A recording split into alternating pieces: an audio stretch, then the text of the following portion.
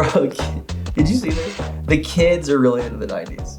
Did you know this? This is the thing. Everything comes back, right? It all comes back, my man. It all comes back. So tell them really quickly, like why I know I didn't fully embrace So you got the flannel, good. flannel, open shirt, Nirvana, Seattle vibe, surf vibe. Yeah, we got it. I screamed Nirvana right You now. too. Well, they screamed a lot, so it's fine. Yeah. So 90s for us. That's when we were like students in student ministry, but your students are back into it. So we figured, why not have the student pastors of our students get to relive their favorite student moment, which is the 90s. So Youth Ministry Booster next season is going to be 90s The themed. 90s rewind, because you can't have the word 90s without like the rewind or remix after it. So we're going to rip it back to the 90s, which are some of the best moments in student ministry. Like there is, we'll see. There is some good nostalgia, man. Like that's like some of the games we played that were dangerous.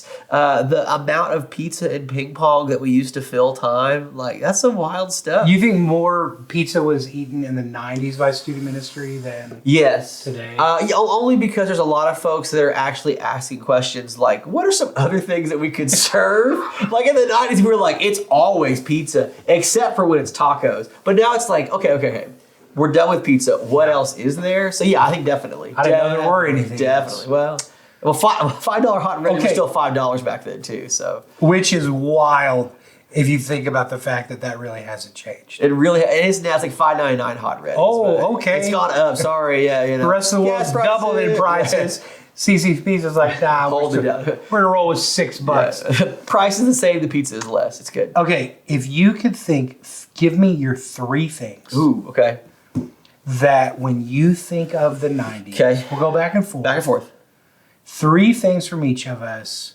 When you think of the 90s, you think of this thing, person, place, thing, any of those. Nouns. Okay, nouns. Person, place, thing, idea. You got it. Yeah. Off the top for me, and I may win off the jump. 2 words. Number 1, Trapper Keeper.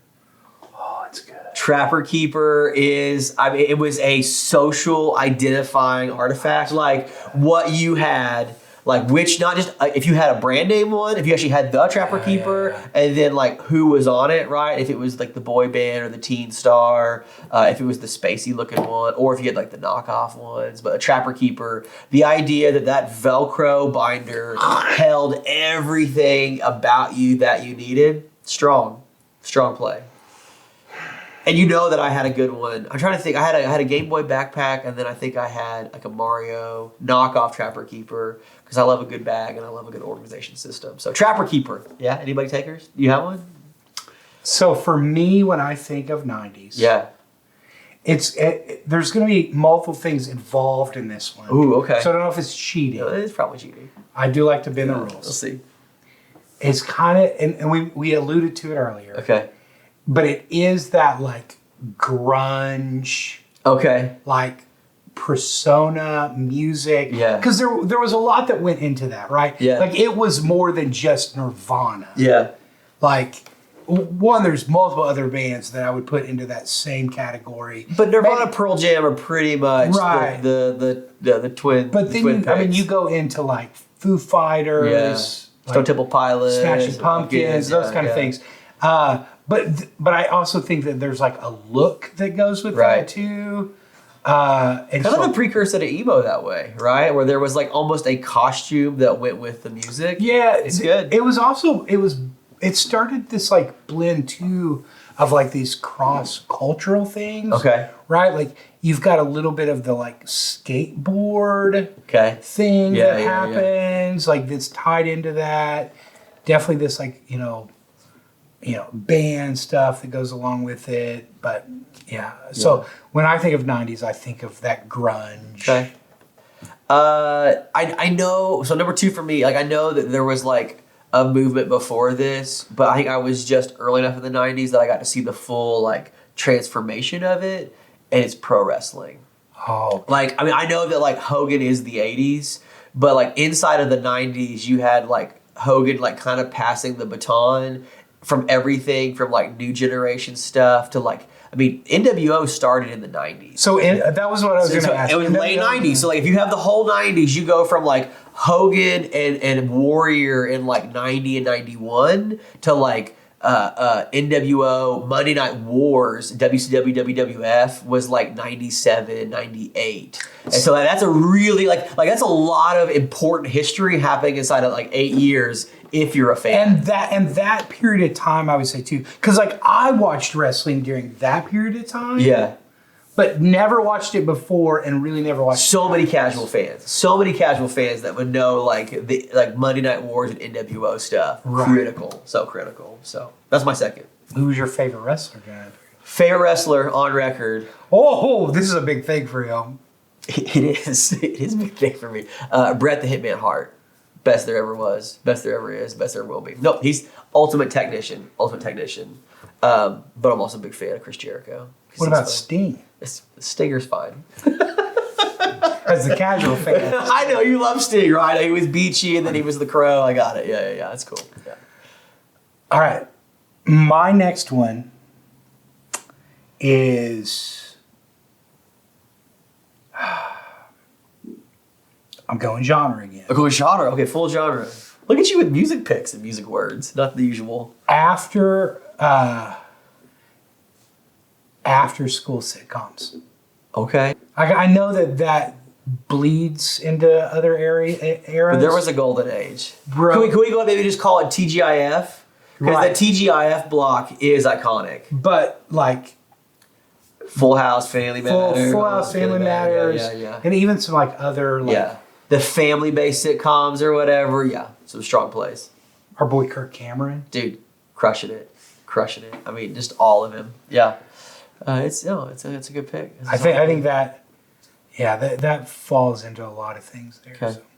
The other one I want to go with is probably like, I don't know, like Pogs, right? Like, is there anything more nice? If you know, some of you are like, what word did he just say? Did they bleep him out? No, they know. Yeah, the Pogs, like just like the idea of just like throwing down metal coins on top of like paper circles. Did they ban it at your school? Absolutely, they did. Yeah, they banned it. I had to take my coffin case home. You know. We're done with this. It's just over, man. I had a shredder slammer and everything. I remember going to like card shops and just like on the prowl for like the best looking slammers collected. Like that was like even like the Christian subculture game of like there was like so many like scripture pogs and Jesus pogs that were like, you know, you're playing with your buddies and you're like hoping they win your Jesus pogs and stuff. It's like, yeah, it's a good track. You know, it's good. Pogs, I'm winning that Pogs, baby. with my skull slammer. But fingers on the eyes. Pow. All right, mine is starter jackets. Oh, that's good. I still got mine. Starter jackets. It may have been different places around the country, but like the Cowboys and the Chiefs starter jacket were like iconic. It's Orlando Magic. Because of my boy Shaq and Penny. Shaq and Penny were playing in the Magic when I was in 5th grade. And that was a strong one to have. Dude, sports in the 90s. Great. So the best. So, but Youth Ministry was good too. We want to talk a little bit about this season. Every month in Booster is a new piece of our theme. So this is our 4th year of theming the content. We know that youth ministers like to design sermon series and camps and themes, and so it makes sense for us to have leadership development material and groups and cohorts that are based around a theme. So we had a lot of fun with math last year, a blast with math. This year it's the 90s because there are some really important skills from 90s ministry that I think a lot of us have rediscovered. That we talked about it in one of the other videos that we're shooting today, that like worship music changed in the late 90s, right? Like that was one of the things that like was part of that great 90s ministry culture, is that like we started to see less and less like CCM, like pop music. And we started getting like fresh songs, like coming from really talented artists. Like the songs that we sang in worship were not just hymns or camp songs, but they were like great songs. And like that was really a breakthrough thing that happened in the late 90s, like the Passion movement, back when it was like 268 generation and they were like assembling, and it was like Redmond and Crowder and Charlie Hall and folks that were like writing new songs for our generation to sing that were like theologically reputable, and they weren't just like the same line 7 times or spring up a well, right? It wouldn't matter. But it also caused some tension, right? And so, but it also created a little bit of like, it was a marker for change too, right? Like the church had back to the heart up. Yeah, right. It's good. But I think there's some other parts about the relationship building stuff. A lot of folks did not have the youth facilities then that they have now, right? Like most people had a youth room at best. Yeah. I know there's a lot of our booster friends, they've got like youth buildings or youth centers or like the wing of the building. And there's like classrooms, like a dedicated youth worship space or game room. In the 90s, man, like the ping pong table was in the middle of the small group circle, right? Like that's where we put our food and our pizza after we had our Bible study time. And I think for a lot of us, like we didn't have a lot of flash or a lot of flair. And so we really had to, pump up the relational volume. That time period, a lot of churches were also building family life centers. That's right. Right? The gym. The youth shall inherit the gym. Yeah, so there are those aspects. But one of the things I will say, though, is our goal is not to bring back 90s to ministry. No. Keep your beard. Don't shave it to a goatee. That's not what we're shooting for here. Oh. That needs to be a competition. Best goatee in ministry. Inside of Stupid Ministry Booster. Whoever's the best goatee? I don't know. I'm going to play that game. Oh, no, but I think as we walk through this, each and every month has a good theme that goes with it. But really what we want to talk through is these leadership principles. There's kind of a newer element that's involved. Yeah, so we're really excited about our new feature. Yeah, so one of the things that Youth Ministry Booster has always been boosting and building better ministers to lead their ministries. This year we had the resources to pull together stuff to build out the fresh content for your volunteers. So you actually are going to have the things you need to equip fresh leadership development inside of your volunteer teams, your staff teams, your leadership teams, the things that they need that are theme related to the things we're talking about each month in our mastermind groups, but are delivered specifically for your group of volunteers at your next huddle, so that every month that they are thinking about growing as a leader as much as you are. So it's building a better ministry that way. So they will get, what all will that include? Yeah, so they get a fresh video. So it's a video to send out, either email or text to your leaders to watch. Some of our friends that are in the trenches, youth pastors, have recorded some of their best level up tips to share. It's conversation questions to have at the meeting, or it's coaching conversations to have one-on-one with the leader. I know that for some of us, we've got that one person we want a little more from, and it's best received or best heard if it's a one-on-one conversation and not just an announcement in a meeting. You've got some leaders that if you say it, hey gang, let's work on this a little bit better, they will respond to it. Other folks that will think you're talking about them and not him. And so we've got those coaching conversations for you too, because we know that you're not just a pastor and a leader, but you're also a coach for a lot of those that you care about. That's cool. I love the intentionality of that. I know all of our ministries are different sizes. And, if you've got one or two leaders, it may not feel practical to have like a full-blown like leader meeting. But you may sit down with coffee with them, be able to talk through these leadership principles, set expectation, all those kind of things to make sure you have a healthy ministry. Yeah. So we're really excited. We're going to cover everything from the way in which we're organized as a team, how we support our senior leaders, for the ways in which we have the right kind of evaluation of what it means to lead and administer with integrity and honesty, but also it's the kind of care and quality that it takes to be a healthy minister. Like one of the things that we want to do is build better ministries, and you don't build a better ministry unless you can find ways to build a better minister, and that starts with health. That starts with care. That starts with like the soulful questions, not just the proficiency questions. That's awesome. We're really excited about that. The reminder specifically, if maybe you're new to Youth Ministry Booster, never been in Youth Ministry Booster, every one of our people in Youth Ministry Booster are placed into a mastermind group with other youth ministers. Peers that are the same availability, context, and experience level. So it's going to feel like they've known you already. It's a chance to know them a little bit more. Led by one of our vested hosts that lead those discussions. Zach and I prepare the content that each of those walk through. So every meeting's fresh. So you don't want to miss a meeting because every meeting's a fresh meeting. There are, I would say, 3 big elements in every single mastermind group. There is the growth initiative that's talking through the ministry practical leadership development type Building things. the better ministry. There's a place that we like to refer to as the hot seat, Yep.